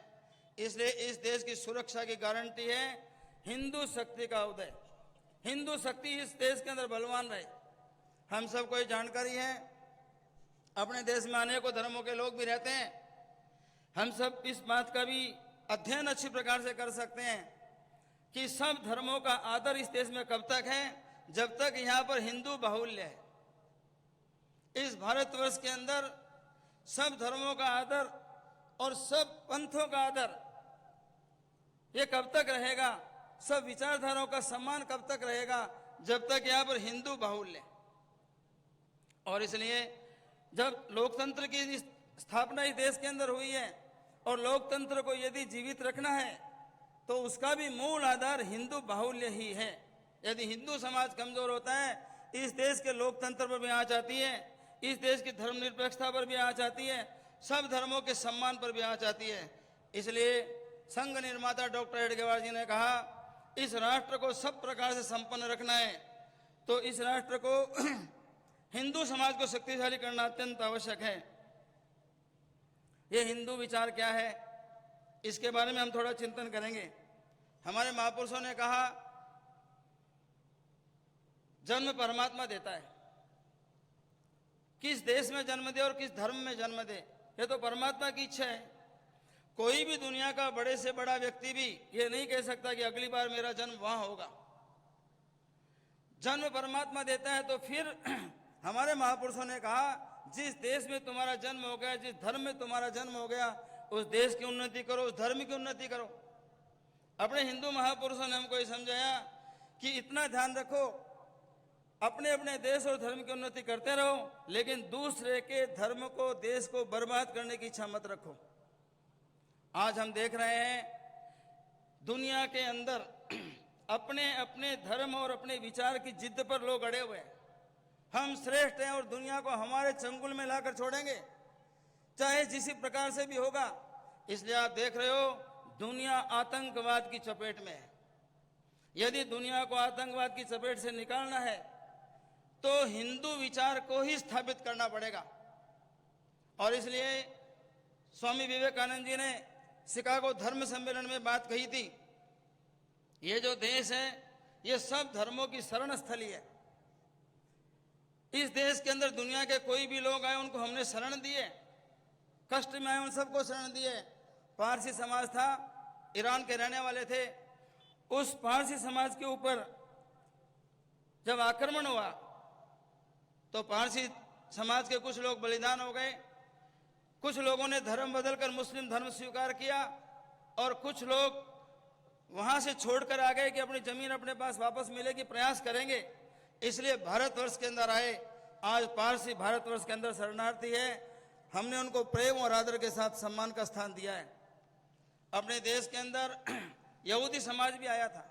जब यहूदियों को दुनिया के ईसाइयों ने मिलकर समाप्त करने का प्रयास किया और इजराइल से उनको खदेड़ दिया था, तब इजराइल के संपूर्ण यहूदी दुनिया भर में भटक रहे थे और उनको यदि आदर मिला कहीं तो भारत की भूमि पर आदर मिला। आज इजराइल की पुस्तकों में पढ़ाया जाता है जब हमारे समाज पर कष्ट और विपत्ति थी तब इस दुनिया के किसी देश और किसी समाज ने सम्मान दिया तो वो देश भारतवर्ष है, वो समाज हिंदू समाज है। अपने समाज की ऐसी परंपरा रही है। लेकिन मैं आप सबके सामने एक बात कहना चाहता हूं कि कोई किसी राष्ट्र के अंदर अव्यवस्था, आतंकवाद निर्माण कर रोहिंग्या जैसे मुस्लिम भारतवर्ष के अंदर आकर शरणार्थी की कोशिश करते हैं। अपने समाज के सब नागरिकों को ध्यान रखना चाहिए, राष्ट्र की सरकार को भी ध्यान रखना चाहिए। रोहिंग्या मुसलमानों के लिए भारत में कोई जगह नहीं, वो आतंकवादी है। भारतवर्ष के बाहर किसी भी देश के अंदर कोई हिंदू पर अत्याचार होता है, वो हिंदू भागकर कहाँ आएगा? तो हिंदू भागकर भारत में ही आएगा। उसके लिए और कोई शरण स्थली नहीं है। इसलिए शरणार्थी कौन और घुसपैठिया कौन, इस बात को समाज को अच्छी प्रकार समझना पड़ेगा। घुसपैठी और शरणार्थी को एक परिभाषा के अंदर नहीं ले सकते। रोहिंग्या जितने भी आ रहे हैं ये आतंकवादी लोग हैं। भारतवर्ष के अंदर बांग्लादेशी घुसपैठ हुई है, उसके बारे में अपने को चिंता करनी चाहिए। लेकिन देश विश्व भर के अंदर कहीं भी किसी हिंदू पर कोई अत्याचार होता है, वो भारत में शरण लेने के लिए आता है, उसके पास कोई दुनिया में दूसरा देश नहीं है, वो यहाँ शरणार्थी है। इसलिए शरणार्थी कौन, घुसपैठिया कौन, आतंकवादी कौन, इसकी परिभाषा समाज के अंदर स्पष्टता से हम सबको समझकर और अपने समाज की सुरक्षा की व्यवस्था सब हमको ध्यान में करनी पड़ेगी। आज अपने राष्ट्र का बल दुनिया सब देख रही है, हिंदू समाज की ताकत दुनिया में बढ़ रही है, हिंदू एकता बढ़ रही है। और जो ताकतें हिंदू समाज को कमजोर करने पर लगातार प्रयत्न कर रही थी, वर्षों तक ऐसी ताकतें सत्ता के अंदर भी रही, आज वो सब ताकतें कोने के अंदर बैठी है। आज उन सब ताकतों के सामने एक काम क्या है और दूसरा कोई काम नहीं, राष्ट्र के कल्याण का काम वो नहीं कर सकते, उनकी आदत ही नहीं है। इसलिए इस हिंदू समाज जिसने इस राष्ट्र को जागरण का प्रयास किया है, उस हिंदू समाज को सब प्रकार से तोड़ने का खेल उन्होंने शुरू किया है। मैं आप सबसे प्रार्थना करता हूं कि अपने जिन महापुरुषों ने, जिन देवी देवताओं ने, जिन बलिदानियों ने इस समाज और राष्ट्र की रक्षा की है, उनके बारे में ही घृणित बातें बोली जा रही है। हमारे समाज के सब बंधुओं से मेरी प्रार्थना है कि हम सावधान रहें, अपने समाज को टूटने न दें। आप विचार करो, अपने समाज का कोई वर्ग टूटा तो उसकी स्थिति क्या होगी, कौन रक्षक है उसका, और दूसरे धर्मों से रक्षा की गुंजाइश है क्या कोई?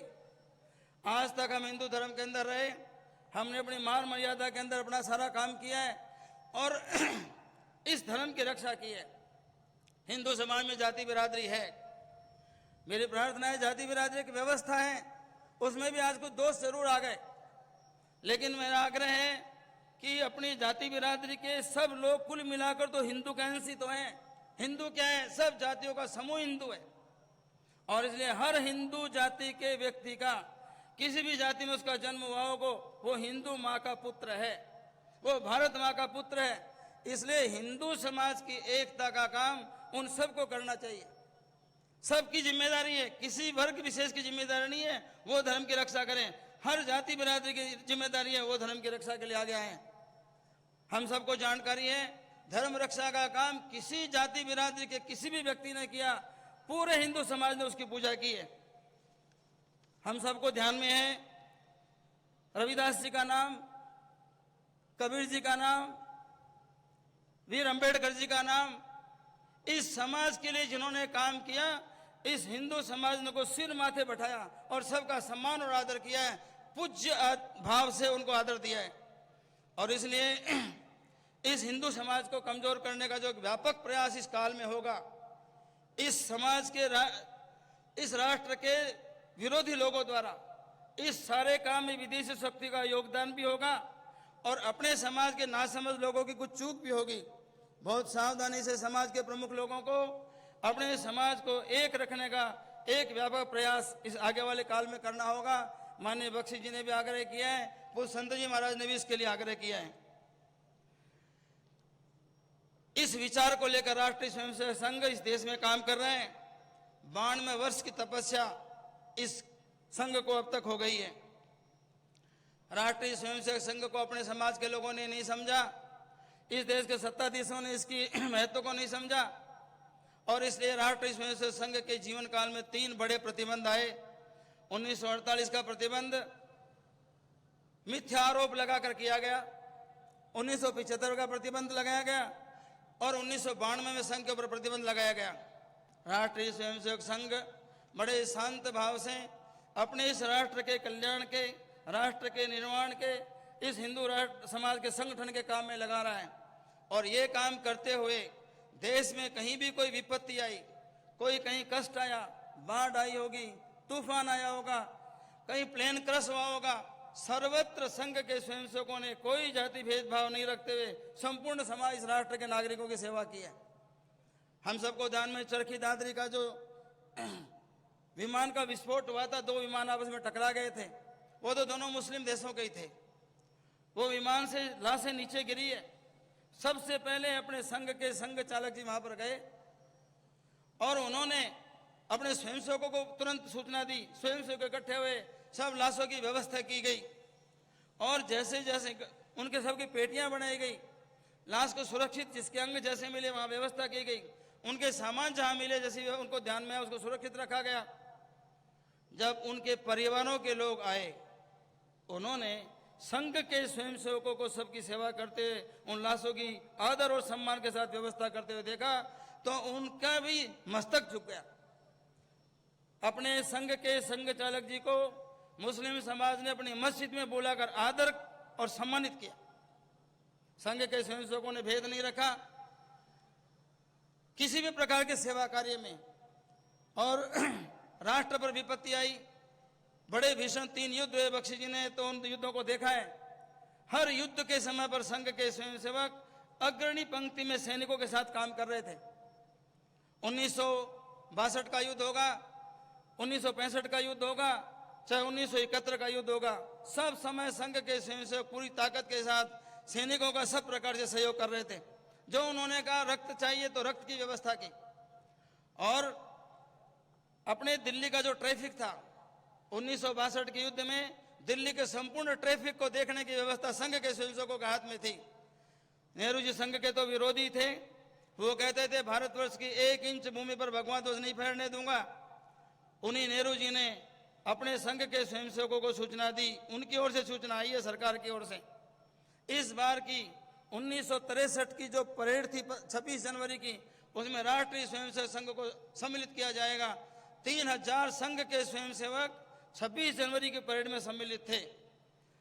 संघ के स्वयंसेवकों ने समाज की ऐसे लोग जिनको ज्ञान नहीं संघ का, उनके विरोध की चिंता नहीं की, अपने कार्य में आगे बढ़ता रहा। आज संपूर्ण विश्व के अंदर हिंदुत्व का ओज दिखाई दे रहा है। हम सबको ये बातों की जानकारी होगी ही।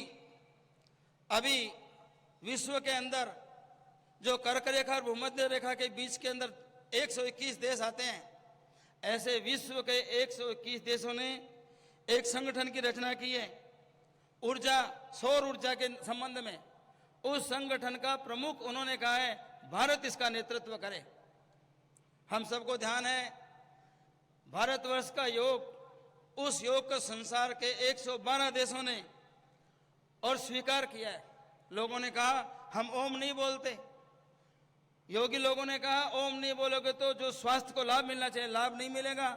आज विश्व के सब देशों के अंदर ओंकार ध्वनि सुनाई दे रही है। ये हिंदुत्व के विजय का ही प्रमाण है। अभी अभी आपने सुना होगा फिलिस्तीन का दौरा अपने प्रधानमंत्री का था। इजराइल जो उसका शत्रु देश है, वो प्लेन से जब ऊपर से उड़कर गया प्रधानमंत्री तो उसकी सुरक्षा में लगा हुआ है। और फिलिस्तीन का राष्ट्रपति कह रहा है बहुत वर्षों से इजराइल और फिलिस्तीन के अंदर झगड़ा चल रहा है, यदि इसको कोई निपटा सकता है तो केवल इस भारतवर्ष का प्रधानमंत्री मोदी इसको निपटा सकता है। आपको सुनकर हर्ष होगा, अपने यहां तो भगवान राम का मंदिर जो जन जन का आराध्य है, उस मंदिर पर भी राजनीति हो रही है। उस मंदिर को नहीं बढ़ने देंगे, विरोध की बातें चल रही है, कोर्ट निर्णय नहीं दे रहे। लेकिन सऊदी अरब तो इनका बड़ा केंद्र है। सऊदी अरब ने हिंदू समाज के पूज्य मंदिर के लिए जगह दी है और वहां की सरकार ने मंदिर निर्माण के लिए पैसा भी दिया है। मैं सोचता हूं विश्व के अंदर हिंदुत्व के विजय का इससे बड़ा और काल क्या होगा। आगे का भविष्य हमारे समझ में आना चाहिए। दुनिया के अंदर हिंदुत्व का सम्मान बढ़ता जा रहा है। हम सब लोगों ने दुनिया के अंदर कत्लेआम और कलह नहीं मचाया। हमारे महापुरुषों ने दुनिया में कलह मचाना नहीं सिखाया। हमारे महापुरुषों ने कहा शांति से आगे बढ़ो। दुनिया में जैसे आज अनेक विचारधाराओं का प्रभाव है, विश्व के अंदर हिंदू विचारधारा का कभी प्रभाव था, लेकिन अपने हम लोग दुनिया में कैसे बढ़े? कत्लेआम कर कर, खून खराबा कर कर, विचारों को समाप्त कर कर हिंदू समाज आगे नहीं बढ़ा। हिंदू समाज कैसे आगे बढ़ा? अपने शास्त्रों में वर्णन है। अपने समाज के लोगों के चरित्र उनको विश्व के लोगों ने देखा और कहा जैसे हिंदू जीवन जी रहे हैं ऐसे हमको जीवन जीना चाहिए। स्वयं स्वयं चरित्रम शिक्षण पृथिव्याम सर्व मानवा। अपने अपने चरित्र के बल पर इस हिंदुत्व का संसार ने स्वीकार किया और इसलिए आज इस हिंदू समाज को शक्तिशाली करना यह कोई सांप्रदायिकता नहीं, किसी धर्म के खिलाफ नहीं, किसी शक्ति के विरोध में नहीं है। हिंदू शक्ति खड़ी होगी तो विश्व का कल्याण होगा। अपने अनेक जो विचारक लोग हैं, उन विचारक लोगों ने कहा है कि ये जो धर्म है इसके अंदर द्वेष फंसाना नहीं चाहिए, धर्म के साथ द्वेष को मत लाओ। और विचारक लोगों ने यह भी कहा है, आज विश्व की 24 संस्कृतियों का दुनिया के इतिहास विद्वानों ने अध्ययन किया है और उनका यह कहना है 24 देशों के अंदर जो प्राचीन विचारधाराएं थी वो विचारधाराएं आज समाप्त हो गई। जैसे आज ईसाई, मुस्लिम, साम्यवाद ऐसी विचारधाराएं दिखाई देती है, ऐसी 24 विचारधाराओं को अध्ययन किया और अध्ययनकर्ताओं ने कहा वो विचारधाराएं समाज संसार से मिट गई। मिटने का कारण उसको समझिए, मिटने का कारण है मात्र एक, वो विचारधारा जो अपनी जिद पर अड़ गई और जो विचारधारा जिद के कारण आतंकवाद की तरफ चली गई, जो विचारधारा आतंकवाद की तरफ चली गई उसको संसार ने स्वीकार नहीं किया, वो विचारधाराएं मिट गई। यूनान, मिस्र, रोमा मिट गए। जहां से क्यों मिट गए? आतंकवाद के मार्ग पर आने के कारण मिट गए। यूनान का सिकंदर विश्व विजय के लिए चला था, भारत पर आक्रमण किया। आज यूनान के उस सिकंदर का नाम लेने वाला दुनिया के अंदर कोई नहीं है। और इसलिए हिंदू शक्ति का जागरण इस राष्ट्र के कल्याण के लिए और हिंदू शक्ति का जागरण विश्व के कल्याण के लिए भी आवश्यक है। मैं एक छोटी सी कथा कहकर विषय पूरा करूंगा। इतना पवित्र श्रेष्ठ विचार हमारा, ये विचित्र एक काल रहा। 712 में मुस्लिम आक्रमण हुआ था, तब से लेकर हमले होते रहे। 200 साल अंग्रेजों का आक्रमण चलता रहा और उसके बाद भी जो सरकारें आई, राष्ट्र के लिए कल्याणकारक विचार उन्होंने भी नहीं दिया। संघ जैसी शक्तियों का विरोध कर उनको कटघरे में खड़ा करने का प्रयास किया। लेकिन और इस कारण से ये जो हिंदू समाज था वर्षों वर्षों तक इस प्रकार कष्ट में रहने के कारण से एक कमजोर अवस्था में चला गया। और कथा ऐसी है, एक जंगल में एक गडरिया था, वो भेड़ बकरी चराने के लिए गया। आगे जा गया तो सिंह का इलाका आ गया। भेड़ बकरी चराते चराते आगे बढ़ा तो सिंह की आवाज उसको सुनाई दी। भेड़ बकरियों को लेकर गडरिया भागा, लेकिन शेर को आने में क्या देर लगती है। शेर उसने झपटा मारा सबके ऊपर, लेकिन उसने देखा बीच में एक शेर का बच्चा और है। उसने उस शेर के बच्चे को पकड़ लिया और पूछा कौन है तुम? उसने कहा जी मैं भेड़ हूं, क्योंकि वो लगातार भेड़ों के झुंड के अंदर ही कई दिनों से बचपन से उनके साथ रहता आया था। मैं भेड़ हूं। शेर ने कहा तू भेड़ है, शेर का बच्चा होकर भेड़ बता रहा है, चल मेरे साथ। एक तालाब के किनारे लेकर गया और कहा इसमें चेहरा देखो, तुम्हारा और चेहरा मेरा चेहरा मिलता है क्या? उसने कहा हाँ मिलता है। ऐसा भेड़ का होता है क्या, बकरी का होता है क्या? उसने कहा नहीं होता। तो फिर तू कौन है? फिर कहना मैं भेड़ ही हूं। फिर शेर ने कहा अब की बार मेरे साथ धाड़ लगाओ। पहली धाड़ लगाई तो शेर का बच्चा बहुत थोड़ा सा जोर से कुछ बोला। दूसरी झाड़ के अंदर तो शेर का बच्चा काफी ऊंची आवाज के अंदर बोल गया। और तीसरी धाड़ लगाई तो शेर का बच्चा अपने पिता की बराबर की आवाज में बोल गया। और चौथी धाड़ लगी तो पिता से तेज आवाज थी। मैं सोचता हूं ये हिंदू समाज वर्षों से इस कष्ट के अंदर रहने के कारण, गुलामी के विपत्ति के काल में रहने के कारण से अपने सिंहत्व को भूल गया। डॉक्टर हेडगेवार जी ने, संघ निर्माता ने इस हिंदुत्व का सिंहत्व जगाया है। मैं आप सबसे प्रार्थना करता हूं, गांव गांव में जाकर अपने समाज के लोगों के साथ मिलकर, हम किसी का बुरा करने वाले नहीं, हम किसी का अनर्थ करने वाले नहीं, हिंदू शक्ति किसी का बुरा नहीं होगा। एक एक बात को समाज को समझाकर हिंदू शक्ति संसार का कल्याण कर सकती है। इसलिए हिंदू शक्ति के इस काम में आकर जुटे। हर गांव के अंदर आप गणवेशधारी स्वयंसेवक हो गए हैं।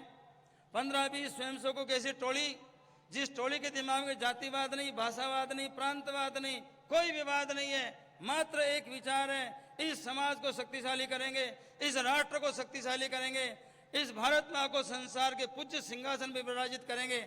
ऐसा पवित्र विचार लेकर हम सब संघ के स्वयंसेवक अपने अपने गांव में काम करें। आने वाले अपने समय में अपने अपने गांव में जाकर नियमित शाखाएं शुरू हो और मातृभूमि की साधना का काम गांव गांव में शुरू हो और प्रत्येक गांव के अंदर ऐसे राष्ट्र भक्त युवकों की टोलियां खड़ी हो। ऐसी मैं आप सबसे प्रार्थना करते हुए और इस राष्ट्र के संपूर्ण प्रकार के संगठन की जिम्मेदारी अपनी मानते हुए आने वाले काल में समाज को तोड़ने के लिए व्यापक षड्यंत्र उन सबको विफल करते हुए अपने समाज को एकजुट रखने में हम सब सफल हों, ऐसी मैं आप सबसे प्रार्थना करते हुए मेरी बात पूरी करता हूं। अभी ध्वजावतरण होगा, दंड जमीन पर रखना है, खड़े होंगे। ध्वजावतरण के बाद विकिर के बाद पश्चात आप पधार सकेंगे। मातृशक्ति और सज्जन वृंद मंचस्थ अतिथियों से भी विनम्र आग्रह रहेगा कि आप भी ध्वजावतरण के समय अपने स्थान पर खड़े होने की कृपा करेंगे। सावधान, उत्तिष्ठ, आरम, संघ दक्ष, ध्वजा प्रणाम, 1 2 3।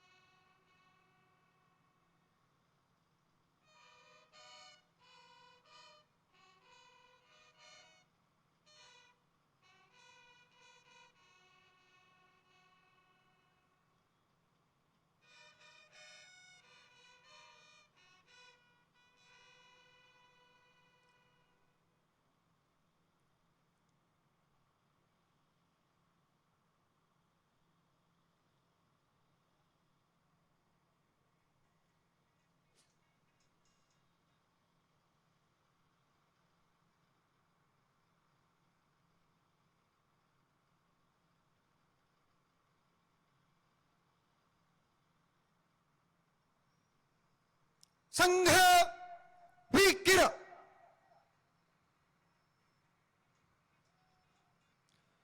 अभी दंड को उठा करके पधार सकेंगे। जाते समय सभी स्वयंसेवकों से निवेदन है, अपने पास में पानी की बोतल है, पानी की बोतल को साथ में लेकर के पधारना है। पार्किंग स्थल पर जल की व्यवस्था है, वहां से पानी की बोतल को भर करके साथ ले जाना। यहां पोकरण नगर से सभी परिवारों से आपके लिए भोजन की व्यवस्था की गई है और वो भोजन पैकेट आपके वाहन में पहले से ही रखवा दिए गए हैं, अतः हम वाहन में भोजन कर सकेंगे। इसलिए आप लोग पानी की बोतल को साथ लेकर के जाएं। पानी की बोतल को बीच मैदान में अथवा रास्ते में कहीं पर भी नहीं फेंकना है। यदि हमको बोतल की आवश्यकता पानी की नहीं लगती है तो इस पानी की बोतल को अपने बॉक्स के बीच में जो कार्टून पड़ा है उसके अंदर डाल दीजिए। स्वयंसेवक हमारे आगे चलते हुए भी यदि बोतल फेंकी हुई मिल रही है तो उसको भी अपने खंड में इकट्ठा कर दीजिए। मैदान से बाहर बीच रास्ते में पानी की बोतल को